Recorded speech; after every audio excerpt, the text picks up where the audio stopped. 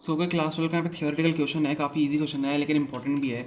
Y do magnetic lines of force prefer to pass through ferromagnetic substances than through air. तो हमें ये बताना है जो मैग्नेटिक लाइन्स का जो फोर्स होता है, magnetic lines of force prefer to pass through, मतलब उनको क्यों फेरोमैग्नेटिक मटेरियल में से ही क्यों पास होना होता है रेदर देन एयर में से.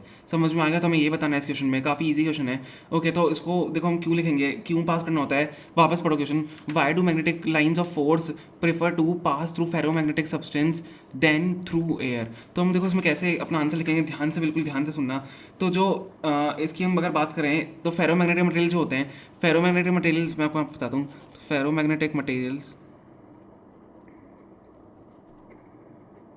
आपको पता होगा क्या होते हैं. They are strongly attracted by magnet.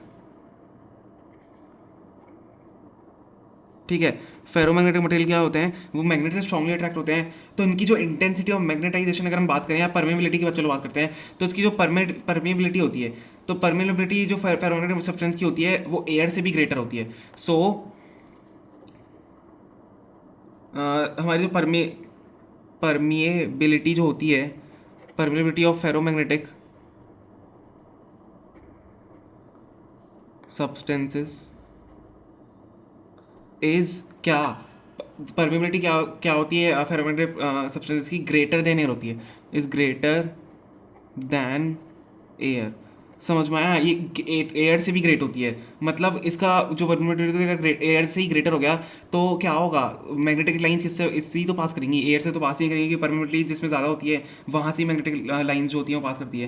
तो हम क्या लिखेंगे, सो लाइंस, क्या लिखेंगे, लाइंस ऑफ फोर्स, क्योंकि मैग्नेटिक लाइंस ऑफ फोर्स है. So lines of force passes through them. समझ में आ गया. इसलिए फेरोमैग्नेटिक मटेरियल्स में से क्या होता है, लाइंस पास करती है. तो मेनली हमें क्या बात करनी थी, परमेबिलिटी की बात करनी थी. तो permeability ferromagnetic substances greater than air, so lines of force passes through them. और ये भी आप लिख सकते हो एक्स्ट्रा पॉइंट, आप इसके मार्क्स मिल जाएंगे. Ferromagnetic material strongly attracted bye magnets होते हैं, तो दैट्स वाई इसकी परमेबिलिटी भी हाई होती है. समझ में आ गया. तो यही इसका यहाँ पे फाइनल आंसर होगा. Okay, thank you so much.